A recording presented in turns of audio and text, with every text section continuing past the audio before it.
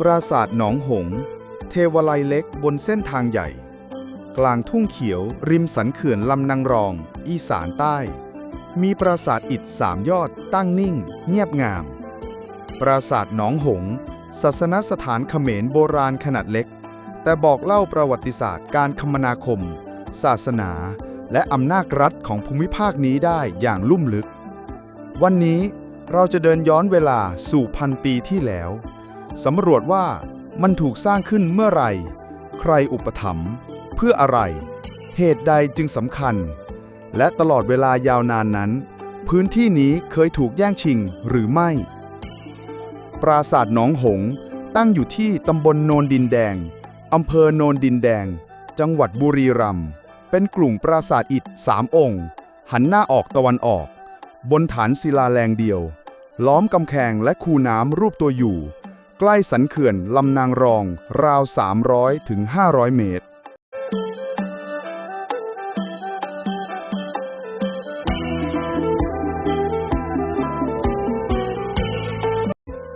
ภูมิทัศน์และเส้นทางโบราณก่อนที่บุรีรัมย์จะกลายเป็นเมืองแห่งกีฬาและวัฒนธรรมร่วมสมัยดินแดนแห่งนี้เคยเป็นทางผ่านและจุดหมายของผู้คนหลายเผ่าพันธุ์มายาวนานนับพันปีภูมิทัศน์ของบุรีรัมย์ไม่ได้เป็นเพียงทุ่งนาที่ทอดยาวสุดสายตาแต่ยังเป็นส่วนหนึ่งของเทือกเขาพนมดงรักที่พาดยาวตะเข็บชายแดนไทยกัมพูชาอดีตภูเขาไฟที่ดับสนิทหลาย10 ลูกกลายเป็นทั้งภูมิประเทศสูงต่ำและแหล่งหินศิลาแรงที่ถูกนำไปสร้างปราสาทขอมมากมายจากยอดภูพนมรุ้งสายตาของคนโบราณสามารถทอดไปไกลถึงที่ราบลุ่มแม่น้ำมูลเส้นทางน้ำสายสำคัญที่เชื่อมโยงผู้คนจากอีสานสู่ลุ่มเจ้าพระยา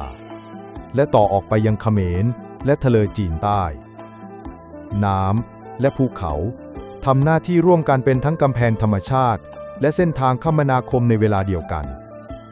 ถนนโบราณที่เรียกว่าเส้นทางราชมังคาของอาณาจักรขอม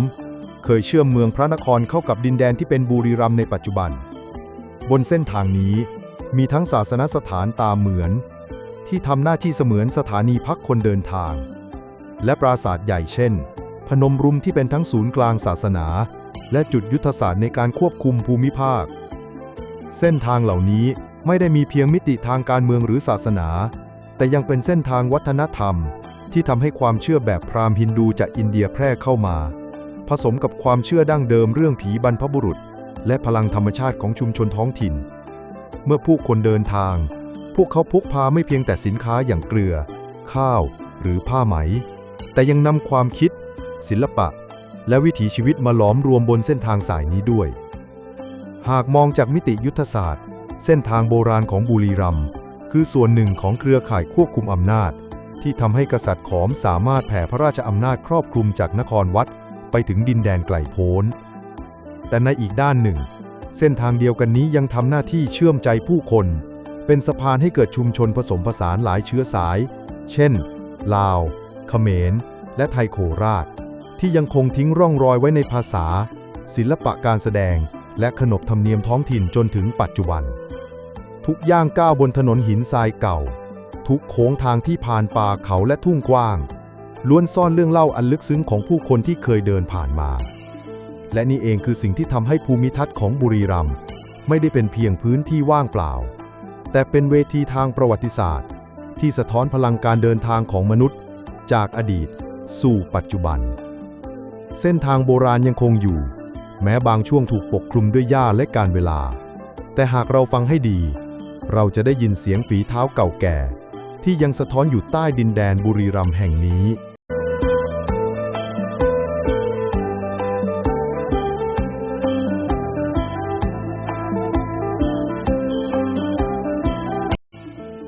สร้างเมื่อไหร่ยุคศิลปะบาป่วนถึงนครวัดตอนต้นเมื่อเราเอ่ยถึงคำถามว่าปราสาทหินเหล่านี้สร้างขึ้นเมื่อไหร่คำตอบไม่ได้อยู่แค่ในตัวหินหากแต่ซ่อนอยู่ในร่องรอยศิลปะที่เปลี่ยนแปลงไปตามยุคสมัย ปราสาทหลายแห่งในดินแดนอีสานรวมทั้งบุรีรัมย์และพื้นที่ใกล้เคียงมีรากฐานอยู่ในช่วงยุคศิลปะบาป่วนราวคริสตศตวรรษที่ 11 ต่อเนื่องมาสู่ยุคนครวัดตอนต้นคริสตศตวรรษที่ 12 2 ยุคนี้คือช่วงหัวเลี้ยวหัวต่อที่ยิ่งใหญ่ที่สุดของจักรวรรดิขอมและเป็นกุญแจสำคัญในการไขปริศนาเมื่อไหร่ร่องรอยศิลปะบาป่วนศิลปะบาป่วนกำเนิดขึ้นในสมัยพระเจ้าสุริยวรมันที่ 1-2 ลักษณะเด่นคือทับหลังและเสาประดับที่ยังคงความนุ่มนวลแต่เริ่มเน้นความสมจริงและการจัดองค์ประกอบซับซ้อนมากขึ้นรูปเทพและสัตว์หิมพานต์บนทับหลังมักถูกจัดให้มีเรื่องราวต่อเนื่องเหมือนบทละครแกะสลักบนหินและนี่เองคือเครื่องหมายที่บอกเราว่าปราสาทในบุรีรัมย์จำนวนมากเริ่มถูกก่อร่างขึ้นในช่วงนี้ก้าวสู่ยุคนครวัดตอนต้น Early Angkor Wat Style ศิลปะในช่วงนี้เปลี่ยนโฉมหน้าอย่างชัดเจนเสาประดับสูงเพรียวขึ้นรายละเอียดของลายกลีบบัวและรูปนาคหลายเสียนถูกแกะสลักอย่างวิจิตรบรรจงดังต้องการประกาศถึงความยิ่งใหญ่ของจักรวรรดิปราสาทพนมรุ้งหรือปราสาทหินหนองหงส์ล้วนสะท้อนความเคลื่อนไหวนี้อย่างชัดเจนเบื้องหลังการสร้างการเมืองและศรัทธาอย่าลืมว่าปราสาทเหล่านี้ไม่ได้เป็นเพียงสถาปัตยกรรมหินหากแต่เป็นเครื่องหมายของอำนาจและศรัทธากษัตริย์ขอมใช้การสร้างปราสาทเพื่อเชื่อมโยงตนเองเข้ากับจักรวาลผ่านคติเขาพระสุเมรุและการบูชาพระศิวะหรือพระวิษณุในบางครั้งการเลือกสร้างปราสาทบนยอดภูเขาไฟเช่นที่พนมรุ้งก็เป็นการตอกย้ำว่าอำนาจของกษัตริย์คืออำนาจแห่งจักรวาลที่ไม่อาจปฏิเสธได้การนับอายุปราสาทหลักฐานซ่อนอยู่ในหินเราจะรู้ได้อย่างไรว่าปราสาทสร้างขึ้นเมื่อไหร่นักโบราณคดีมิได้พึ่งพาเพียงพงศาวดารแต่หันมามองศิลปะบนหินเพราะแต่ละยุคมีเอกลักษณ์เฉพาะเช่นศิลปะบาป่วนลวดลายกลีบบัวอวบอิ่มทับหลังเต็มไปด้วยเทพเจ้าที่จัดวางแน่นหนา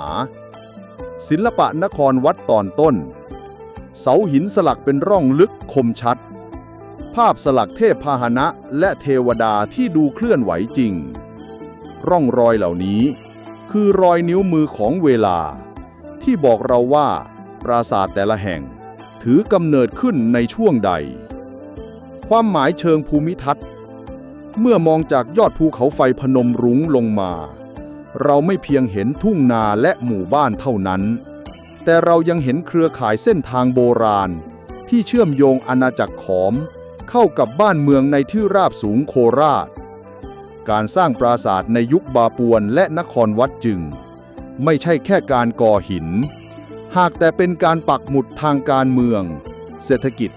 และวัฒนธรรมในภูมิทัศน์ที่ยังหายใจมาถึงปัจจุบันสรุปคำตอบที่มากกว่าตัวเลขดังนั้นคำถามว่าเมื่อไหร่คำตอบไม่ได้เป็นเพียงคศ1050หรือคศ1120แต่เป็นการเล่าเรื่องของยุคสมัยที่ศิลปะกำลังเปลี่ยนถ่ายจากบาป่วนอันอ่อนช้อยสู่ความยิ่งใหญ่ของนครวัดอันสง่างามทุกลวดลายทุกก้อนหินไม่เพียงบอกว่าเมื่อไหร่แต่ยังบอกว่าทำไมและเพื่อใครและนี่คือความงดงามที่ทำให้ปราสาทเหล่านี้ไม่ได้หยุดอยู่แค่กองหินเก่าแต่ยังคงเป็นสมุดประวัติศาสตร์ที่หายใจอยู่กับภูมิทัศน์ของเรา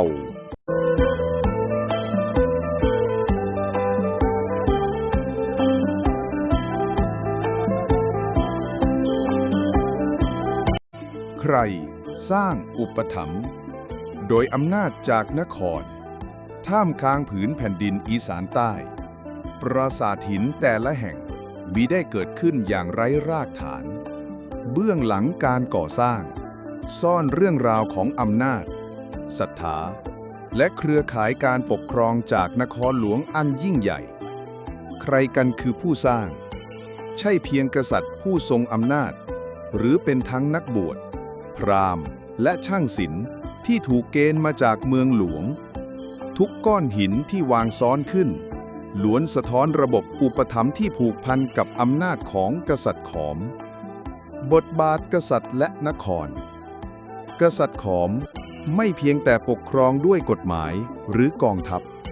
แต่ยังยืนยันอำนาจผ่านการสร้างสถาปัตยกรรมที่เป็นดั่งภูเขาจำลองแห่งจักรวาล ปราสาทคือสัญลักษณ์ของภูเขาพระสุเมรุ ศูนย์กลางจักรวาลตามคติพราหมณ์ พุทธ และทุกการก่อสร้างคือการประกาศว่าพลังศักดิ์สิทธิ์แห่งนครยังสถิตอยู่ณพื้นแผ่นดินนี้ กษัตริย์ไม่อาจสร้างได้ลำพัง เบื้องหลังมีระบบราชสำนัก มีขุนนางที่ดูแลหัวเมือง มีพราหมณ์ผู้รังสรรค์พิธีกรรม และมีช่างฝีมือจากหลากถิ่น บ้างมาจากนครวัด บ้างเป็นช่างท้องถิ่นที่เรียนรู้แล้วผสมผสาน นี่คือการหลอมรวมศิลปะ และยังเป็นการฝึกฝน สืบทอดช่างสกุลโบราณให้แตกแขนงออกไปสู่หัวเมืองชายแดน ปราสาทหินจึงมิใช่เพียงอนุสาวรีย์ทางการเมือง แต่ยังเป็นเครื่องมือทางศาสนาและจิตวิญญาณ กษัตริย์ประกาศตนเป็นธรรมิกราชา ผู้เชื่อมโยงระหว่างมนุษย์กับเทพ ขณะเดียวกัน ประชาชนก็มีส่วนร่วม ผ่านแรงงาน การบูชา และการสร้างชุมชนรอบศาสนสถาน เส้นเลือดแห่งอำนาจจากนครจึงแผ่ไปในทุกมิติตั้งแต่เศรษฐกิจไปจนถึงความเชื่อ อย่างไรก็ตามอำนาจมิใช่สิ่งคงที่ บางครั้งปราสาทถูกสร้างขึ้นเพื่อยืนยันเขตแดน บางครั้งเพื่อแสดงความจงรักภักดีต่อกษัตริย์องค์ใหม่ และบางครั้งก็เพื่อแย่งชิงพื้นที่ศักดิ์สิทธิ์ที่ใครครอง ก็ครองทั้งหัวเมือง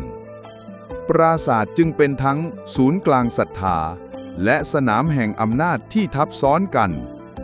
เมื่อเรายืนมองปราสาทในวันนี้อาจไม่เห็นชื่อผู้สร้างอย่างชัดเจน แต่สิ่งที่ยังคงอยู่คือร่องรอยการอุปถัมภ์โดยอำนาจจากนครหลวง ปราสาททุกแห่งจึงเป็นเหมือนตราประทับของอำนาจที่ยังหายใจอยู่ในหิน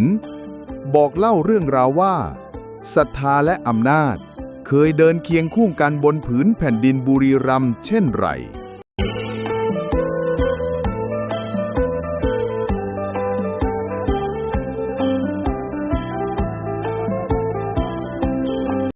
ผังสถาปัตยกรรม ภาษาของหิน ทุกก้อนหินทุกเส้นสายไม่ได้ถูกวางเพียงเพื่อความสวยงาม แต่คือภาษาที่พูดโดยหิน ภาษาที่ถ่ายทอดอำนาจศรัทธาและจักรวาลวิทยาของผู้สร้าง การวางผัง การสื่อสารเชิงสัญลักษณ์ ผังสถาปัตยกรรมของปราสาทขอมไม่ใช่แค่แผนผังทางกายภาพ แต่เป็นแผนผังจักรวาล เส้นทางเดิน พื้นที่ศักดิ์สิทธิ์และลานเปิดล้วนสะท้อนคติภูเขาพระสุเมรุ ศูนย์กลางจักรวาล ตัวปราสาทคือยอดเขา เทวสถานคือดวงอาทิตย์หรือพระจันทร์ และทางเดินสู่ปราสาทคือเส้นทางชีวิตมนุษย์ที่ต้องเผชิญ การใช้หินเป็นภาษา หินแต่ละก้อนถูกเลือกด้วยความพิถีพิถัน ไม่เพียงขนาดหรือความคงทน แต่รูปทรงและลวดลาย ทับหลังแกะสลักเรื่องราวเทพเจ้า สัตว์หิมพานต์และเหตุการณ์เชิงศรัทธา เสาและประตูบอกถึงความสำคัญของพื้นที่ และทุกตำแหน่งมีความหมาย เป็นภาษาที่ผู้สร้างหวังให้คนรุ่นหลังอ่านออก สัญลักษณ์ซ้อนสัญลักษณ์ นักโบราณคดีสมัยใหม่ พบว่าปราสาทขอมหลายแห่งใช้สัญลักษณ์ซ้อนสัญลักษณ์ เช่น นาคหลายเสียนที่เรียงตัวเป็นแนวทางเดิน หรือกลีบบัวที่ปรากฏทั้งบนเสาและบนทับหลัง นี่ไม่ใช่การซ้ำซ้อนแต่คือการสื่อสารหลายชั้นเพื่อให้ผู้มาเยี่ยมเยียนเข้าใจทั้งด้านศรัทธาการเมืองและอำนาจของผู้สร้างการเชื่อมต่อกับภูมิทัศน์รอบปราสาทผังสถาปัตยกรรมไม่จำกัดอยู่เพียงผืนหินแต่เชื่อมโยงกับภูมิทัศน์รอบปราสาทแม่น้ำเส้นทางโบราณและภูเขาถูกคำนวณให้สัมพันธ์กับทิศทางของดวงอาทิตย์และพระจันทร์ปราสาทบนยอดเขาไฟเช่นพนมรุ้งคือการประกาศอำนาจสูงสุดในภูมิภาคและสัญลักษณ์ศักดิ์สิทธิ์ที่ทุกคนต้องเคารพช่างฝีมือนักเล่าเรื่องผ่านหินการสร้างปราสาทคือการเล่าเรื่องผ่านศิลปะช่างแกะสลักเป็นเหมือนนักเล่าเรื่องแต่ละค้อนแต่ละร่องสลักถ่ายทอดทั้งศรัทธาความเชื่อและอำนาจผู้ชมในสมัยโบราณไม่จำเป็นต้องอ่านตัวอักษรเพียงชมภาพสลักบนหินก็เข้าใจเรื่องราวทั้งหมดได้การตีความผังสถาปัตยกรรมในวันนี้เมื่อเรายืนบนลานปราสาทพิจารณาผังของหินเราจะเห็นการจัดวางและทิศทางที่เชื่อมอดีตกับปัจจุบันทุกเส้นทางทุกระยะห่างคือข้อความที่ถูกส่งต่อจากผู้สร้างและแม้เวลาจะผ่านไปหลายศตวรรษภาษาของหินยังสื่อสารกับเราว่าศรัทธาอำนาจและความเชื่อสามารถถูกจารึกลงบนโลกได้อย่างไม่เสื่อมคลายสรุปภาษาของหินยังหายใจดังนั้นผังสถาปัตยกรรมของปราสาทขอมไม่ใช่เพียงก้อนหินที่เรียงซ้อนกันแต่คือภาษาที่หินพูดสอนให้เราเข้าใจจักรวาลศรัทธาและอำนาจในอดีตและเตือนเราว่าทุกสิ่งที่สร้างด้วยความหมายยังคงหายใจอยู่กับภูมิทัศน์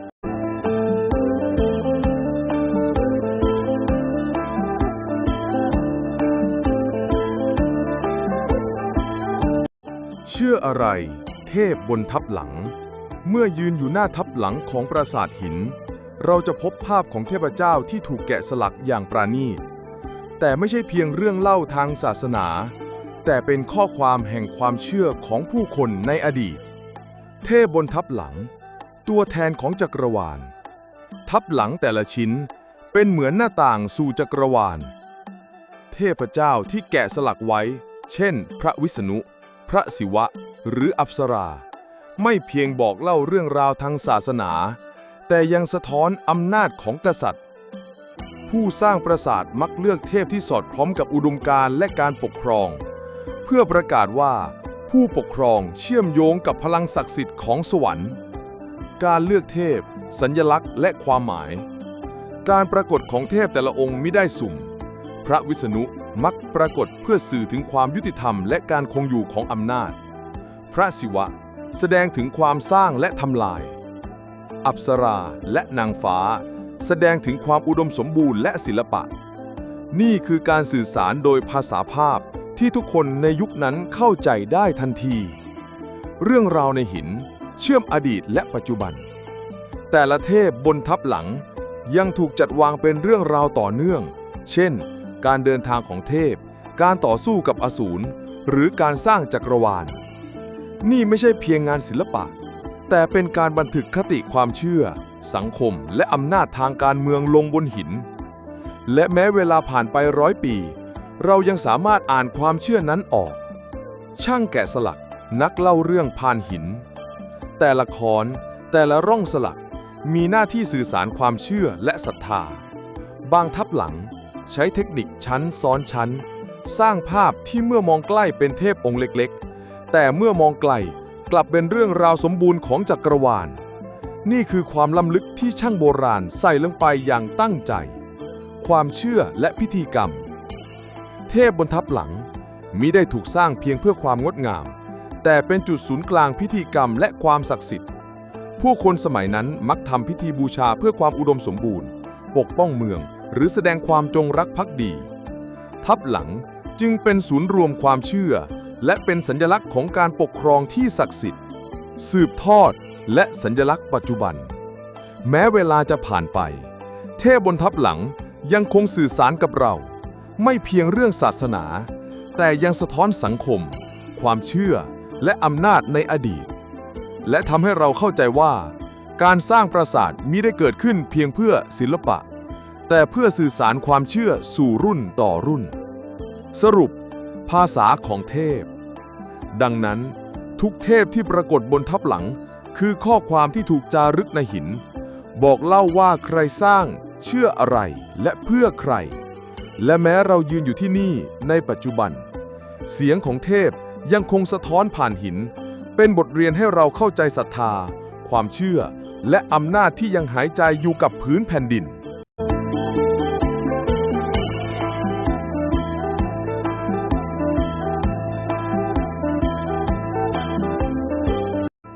สถานีระหว่างทางบทบาทในเครือข่ายอีสานใต้ ในอดีตเส้นทางระหว่างภูมิภาคไม่ได้ถูกสร้างเพียงเพื่อการเดินทางแต่เป็นเส้นเลือดใหญ่ของผู้คนวัฒนธรรมและอำนาจสถานีระหว่างทางในอีสานใต้ทำหน้าที่มากกว่าที่เราคิดจุดเชื่อมโยงในภูมิภาคสถานีเหล่านี้คือศูนย์กลางการแลกเปลี่ยนไม่ว่าจะเป็นสินค้าเกษตรผลไม้หินเครื่องมือหรือวัตถุดิบสำคัญ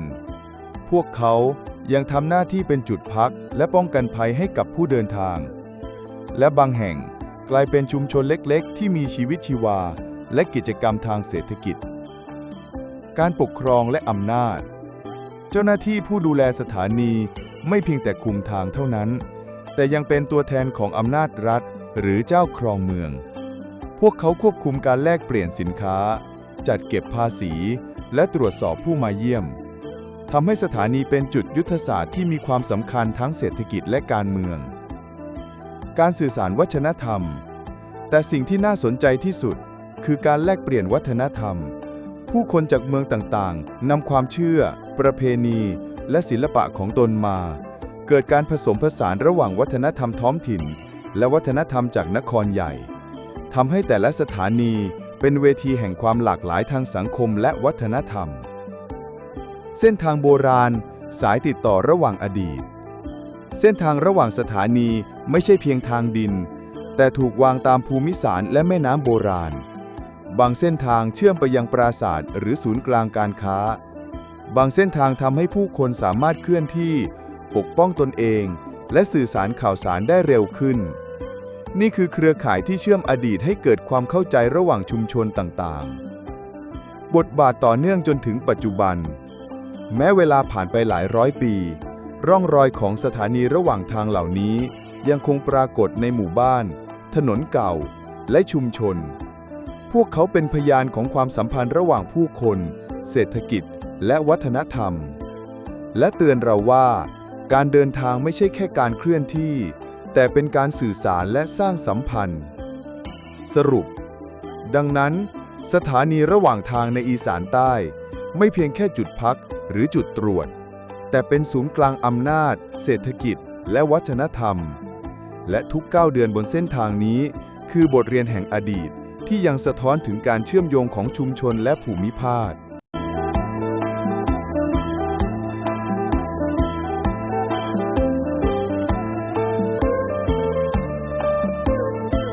เสื่อมร้างรอดจากกรุงธมถึงสยามเมื่อจักรวรรดิคลายแรงศาสนสถานชายขอบก็เงียบงันแต่เส้นทางไม่เคยหายช่องตะโกยังพาผู้คนข้ามเขาจากเวียนถึงถนนหลวงรอยล้อใหม่ทับรอยเท้าเก่า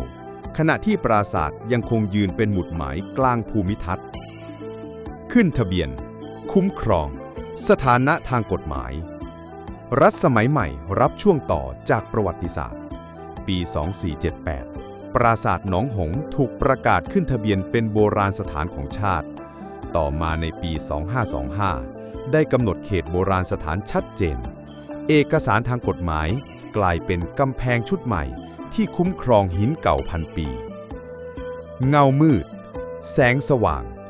จากการลักลอบถึงการทวงคืนหินเล็กๆชิ้นหนึ่งบอกเรื่องราวพันปีแต่ก็เคยหลงทางข้ามทวีปจนในปี 2564 ทับหลังจากหนองหงส์ได้กลับบ้าน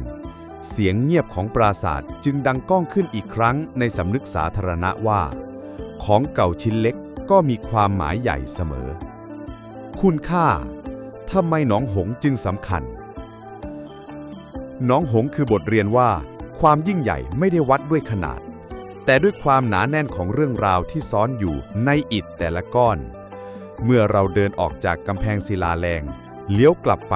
3 ยอดยังนิ่งอยู่ตรงนั้นเช่นเดียวกับ1,000 ปีที่ผ่านมาหากวันหนึ่งคุณมีโอกาสผ่านทางช่องตะโกหรือริมสันเขื่อนลำนางรองลองแวะมานั่งฟังลมที่พัดผ่านอิฐคุณอาจได้ยินเสียงฝีเท้าจากอดีตและรู้ว่าบ้านเมืองเราไม่ได้มีรากเหง้าแค่ในมิวเซียมแต่ยังหายใจอยู่กลางทุ่งเขียวขจี